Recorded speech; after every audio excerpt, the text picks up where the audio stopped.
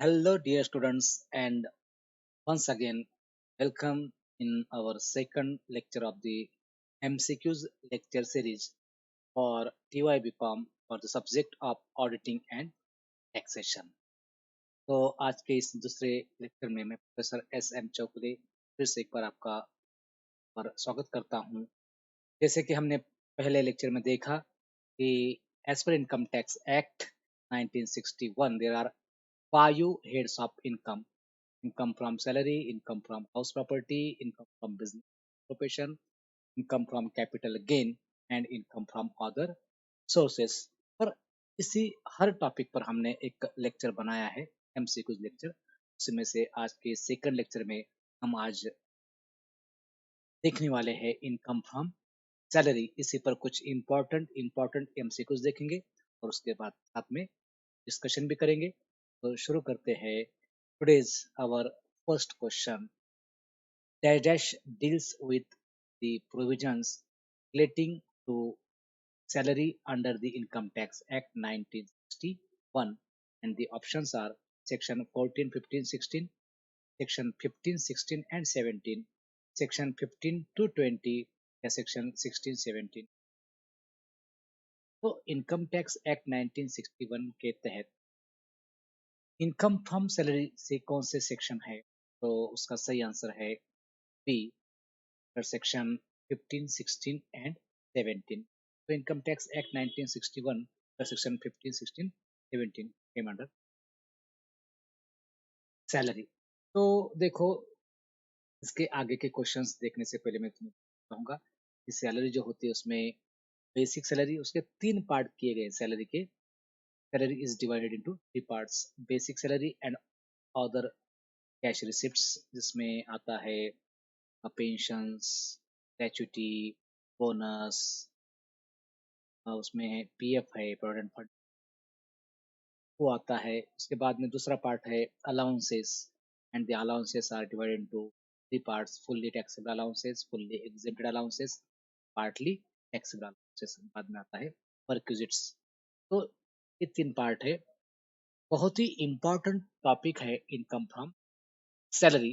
Normal condition में जब exam हुआ करते थे तब इसी टॉपिक पर 16 मार्क्स का प्रैक्टिकल प्रॉब्लम पूछा जाता था। बहुत ही इंपॉर्टेंट ये टॉपिक है, लेकिन ड्यू टू कोविड-19 अभी जो एमसीक्यूज एग्जाम हो रहे हैं, इसमें जो बहुत ही इम्पोर्टेंट कंसेप्ट इसमें है और इस पर बहुत ज़्यादा से ज़्यादा एमसीक्यूज पूछे जा सकते हैं।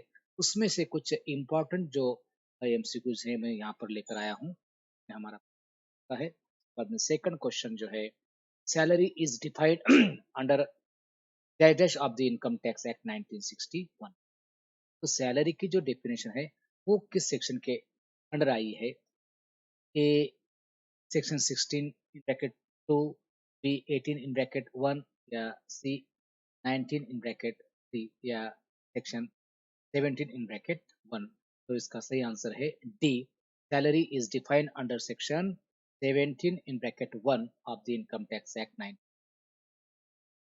Next question, for the A Y जो होता है इसका लॉन्ग फॉर्म है असेसमेंट ईयर।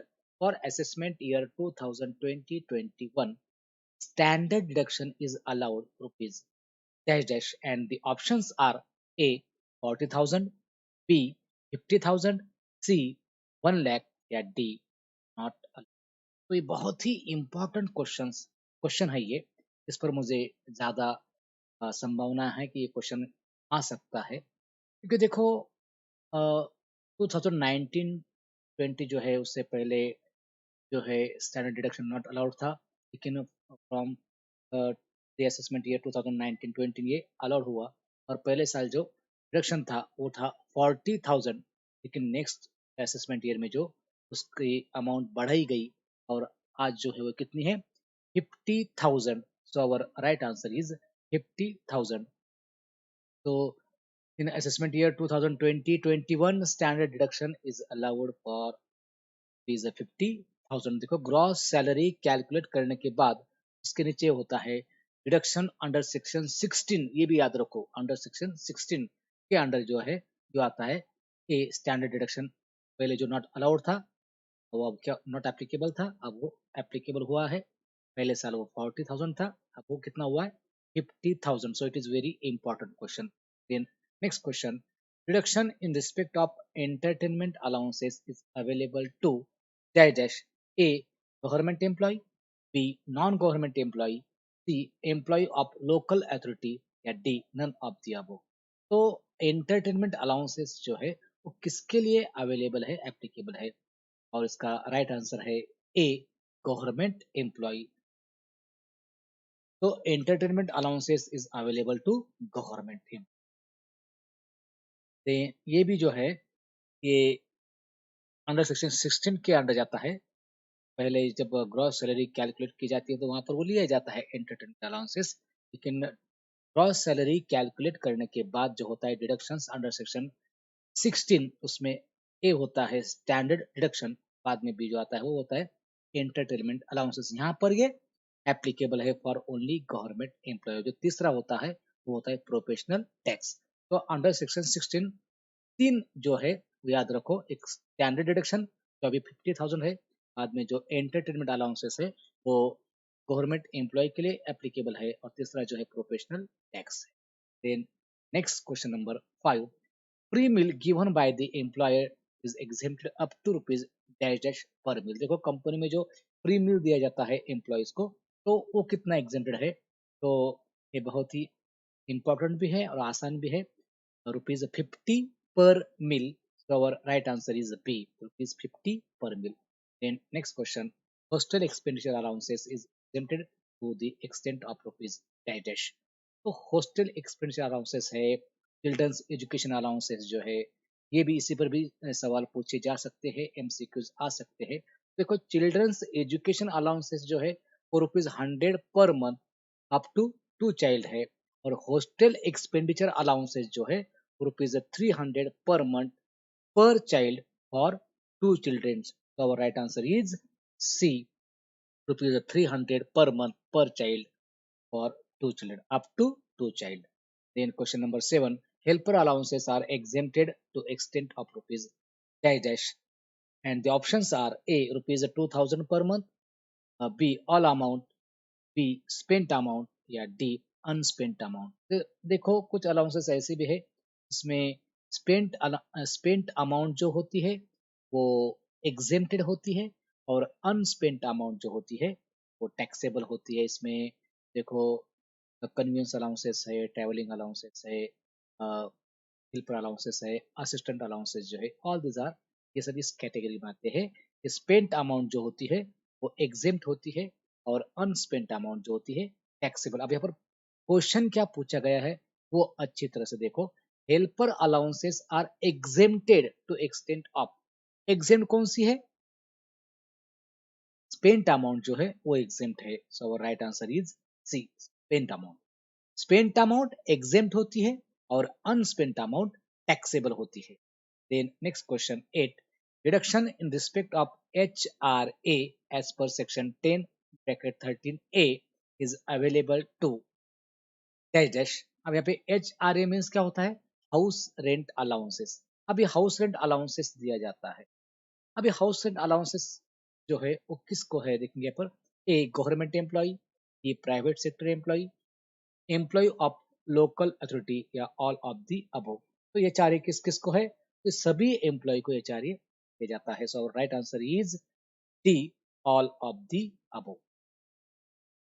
बस एक बात ध्यान में रखो कि HRA जो है वो भी एक पार्टली टैक्सेबल है, और जो एग्जेम्पशन जो उसका निकाला जाता है, लेकिन वहां पर कंडीशन बहुत इंपॉर्टेंट है कि HRA इज एग्जेम्प्टेड, जो भी है is applicable only those employees which are actually resides in rental basis house, and for that they has been paid the rent for the rental basis house. If any SEC resides in his own house, that time HRA is not exempted. ये बहुत ही important है. Then next number 9 जो है, gift in cash और cheque is dash dash. A fully taxable, B fully exempted, या exempted up to rupees 5,000, या exempted up to rupees 10,000.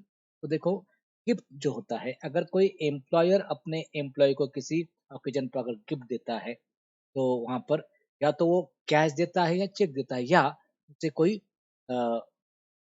भी चीज़ देता है एनी काइंड, हम समझो मोबाइल दिया है या लैपटॉप दिया है या कोई और दिया है, तो गिफ्ट इन कैश और gift in kind. Gift in cash है तो it is fully taxable, gift in cash or check is fully taxable. So our right answer is A, fully taxable. But gift in kind, अगर कोई उसको कोई चीज देता है, जैसे मोबाइल दिया है या तो लैपटॉप दिया है या कोई और चीज दी है, तो it is exempted up to ₹5,000। ये दोनों में से एक क्वेश्चन आ सकता है, गिफ्ट इन कैश पर आएगा या गिफ्ट इन काइंड पर आएगा। गिफ्ट इन कैश और चेक है तो फुल्ली टैक्सेबल, और गिफ्ट इन काइंड है तो exempted up to ₹5,000. Next question 10. For the assessment year 2020-21, medical reimbursement bill is dash dash. Fully exempted, exempted up to ₹15,000, exempted up to ₹25,000 या fully taxable। तो देखो ये भी बहुत ही इंपॉर्टेंट क्वेश्चन है, क्योंकि 2019-20 में जो है जब स्टैंडर्ड डिडक्शन एप्लीकेबल नहीं था, तब मेडिकल बिल जो है, रेमिशन बिल जो है, वो it is exempted up to ₹15,000 and for senior citizen it is 25,000। लेकिन जैसे स्टैंडर्ड डिडक्शन एप्लीकेबल हुआ है, तब से मेडिकल रिम्बर्समेंट बिल जो है it is fully taxable. So our right answer is D, fully taxable. Then question number 11, population of the city is 20 lakh, then valuation of the house accommodation is dash dash of the salary. तो perquisite जो होता है उसमें से सबसे अहम important ये है, when the employer use his house to the employee for residential purpose called as house accommodation. तो अगर कोई एम्प्लॉयर अपने एम्प्लॉय को रहने के लिए अगर कोई बेंगलो या घर देता है, तो उस वक्त वो जो परक्यूजिट जो होती है उसकी वैल्यूएशन निकाली जाती है, and that valuation of that house accommodation is depend on the population of the city. तो जिस सिटी में वो घर है वहाँ का पॉपुलेशन कितना है उस पर वो डिपेंड होता है। तो वहाँ पॉपुलेशन जो है एज पर पॉपुलेशन वहाँ पर थ्री टाइप में या तीन इसमें उसको कैटेगराइज कर किया गया है। दी दो cities which population is more than 25 lakh, और इंडिया में जो है as per income tax act आज तक ये माना जा रहा है, मुंबई, दिल्ली, कलकत्ता और चेन्नई जो है, ये चार सिटीज की पॉपुलेशन 25 लाख से ज्यादा है। तो अगर पॉपुलेशन 25 लाख से ज्यादा है तो the valuation of the house is 15% of salary. Then second category जो है उसमें है population between 10 lakh to 25 lakh, मतलब 10 लाख से ज्यादा, 25 लाख से कम। अगर पॉपुलेशन उस सिटी का है तो उस सिटी में जो घर दिया गया है का वैल्यूएशन होता है 10% ऑफ सैलरी। एंड तीसरी जो कैटेगरी है, the population of the city is less than 10 lakh, 10 lakh से अगर कम है, तो the valuation of the house accommodation is 7.5% of salary. अब यहाँ पर पूछा गया है 20 लाख, इसका मतलब 10 लाख और 25 लाख के बीच में है। That time the valuation of the house accommodation is 10% of salary. So our right answer is C, 10% of salary. यहाँ पर प्रिंटिंग मिस्टेक हुई है, so the population is 10% of salary. Then our next question 12, employer contribution to RPF is exempted up to dash of salary। तो employers contribution जो है वो कितना exempted है? ए 12%, बी 9.5%, सी 12.5% या 9%। तो अच्छी तरह से याद रखो, it is exempted up to 12% of salary. So our right answer is A, 12% of salary. अब एम्प्लॉयज कॉन्ट्रीब्यूशन टू आरपीएफ जो है वो 12% ऑफ सैलरी है, और उसी पर जो इंटरेस्ट आता है, interest credited to RPF account, वो जो है वो 9.5% है। तो ये अच्छी तरह से याद रखना है, इंटरेस्ट ऑन आरपीएफ 9.5% एग्जेम्प्टेड है, और एम्प्लॉयर्स कॉन्ट्रीब्यूशन टू, यहाँ पर देखो एम्प्लॉयज नहीं बोल रहा हूँ, एम्प्लॉयर्स कॉन्ट्रीब्यूशन टू आरपीएफ जो है वो 12% ऑफ सैलरी है। और उसके लिए सैलरी का इक्वेशन जो है वो भी मैं तुम्हें बताना चाहूंगा। Salary is equal to basic salary plus DA plus commission. DA is taken when it is admissible for retirement benefit and commission given as fixed percentage on sale या टर्नओवर। ये बहुत ही इंपॉर्टेंट और बहुत ही इंटरेस्टिंग टॉपिक है। Next question हम देखते हैं यहाँ पर 13, if SEC desire to claim exemption for education allowances having 3 children and out of them last 2 children are twins born after year 1999, then claim exemption in respect of 1 child, 2 children, 3 children या none of the above। इससे पहले हम देख चुके हैं कि children's education allowances जो है it is exempted up to 2 children है, रुपये 100 rupees per month up to 2 child. लेकिन यहाँ पर सिचुएशन ऐसी है कि वो जो एसएससी है उसके 3 चिल्ड्रन है, लेकिन जो दूसरे वाले जो है वो ट्विंस है। तो यहाँ पर 2 चिल्ड्रन लगेगा या 3 चिल्ड्रन। तो यहाँ पर जो एक रूल बनाया गया है, अगर सेकंड टाइम अगर ट्विंस आते हैं तो यहाँ पर 3 चिल्ड्रन तक उसको एग्जेम्पशन मिल सकता है, अगर ट्विंस है तो, वो भी सेकंड टाइम, फर्स्ट टाइम नहीं। तो right answer is C, 3 children. वैसे 2 चिल्ड्रन तक है, लेकिन ट्विंस अगर है तो 3 children. Question number 14, a motor car having 1800 cc of engine is used both of official and private purpose. Maintenance expenses of private use are borne by the employee. Then the taxable amount is rupees dash dash. A 600 per month, B 900 per month, C 1200 per month या D 1800 per month. तो देखो यहाँ पर ये motor car भी बहुत ही important perquisites है और बहुत ही इंपॉर्टेंट नोट है यहाँ पर। इसके बारे में अगर बताना चाहूँ तो बहुत वक्त यहाँ पर लगेगा। तो उसमें फिर कार का यूज, कार का इंजन और मेंटेनेंस एक्सपेंसेस, ये 3 बातें बहुत अहम होती है और उसी को देखकर वो कार की जो है वैल्यूएशन निकाली जाती है, जो फुल्ली टैक्सेबल ली जाती है। अगर यहाँ का अगर देखें, देखो हमेशा कार का इंजन जो है अबो 1600 सीसी या बिलो 1600 सीसी ऐसा होता है। अब यूज देखो, यूज अगर बताना चाहूँ तो कार का use there are 3 types of use, only for official purpose, या दो जो है सेकंड जो है ऑफिशियल एंड प्राइवेट पर्पज, या third one only for private purpose. ये तीनों में से ज्यादातर ये जो सेकंड वाला जो है, car use both for official and private purpose, इसी पर क्वेश्चंस पूछे जा सकते हैं। पहला जो है ओनली फॉर ऑफिशियल यूज जो है तो वो फुल्ली एग्जेम्प्टेड हो जाता है।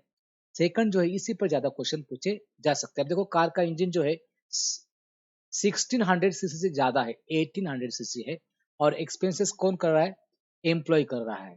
तो इस हिसाब से कार की जो वैल्यूएशन आएगी वो रहेगी रुपीज 900 पर मंथ। क्यों? क्योंकि कार का इंजन जो है वो 1600 सीसी से ज्यादा है।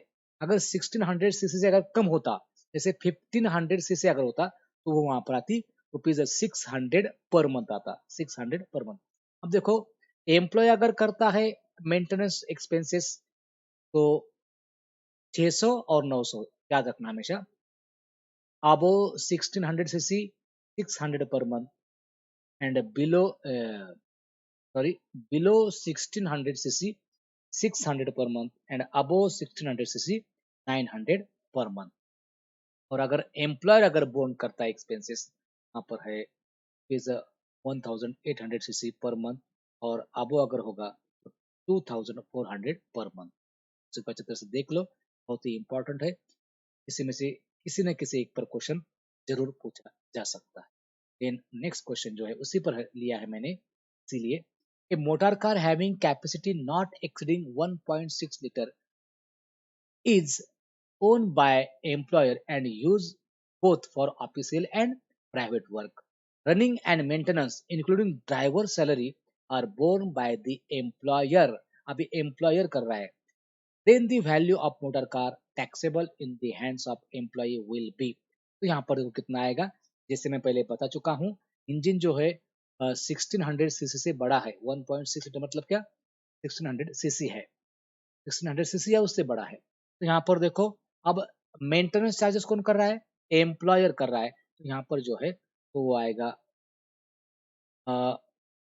Rupees 1800 per month. और ड्राइवर के जो है वो भी कितने हैं, 900 पर मंथ है। So right answer is C, rupees 1800 per month motor car and rupees 900 per driver. तो इसके साथ में यहाँ पर हमारे क्वेश्चंस खत्म हुए। बहुत ही इंपॉर्टेंट क्वेश्चंस यहाँ पर मैंने लिए थे और इसी तरह के क्वेश्चंस पूछे जा सकते हैं। तो इस लेक्चर में हमने इनकम फ्रॉम सैलरी इस टॉपिक पर कुछ क्वेश्चंस यहाँ पर देखे। नेक्स्ट लेक्चर में जो नेक्स्ट जो हेड है इनकम फ्रॉम हाउस प्रॉपर्टी, उसी पर हम कुछ सॉल्व करेंगे, डिस्कशन करेंगे। तो आज तक के लिए बस ये हम रुकते हैं।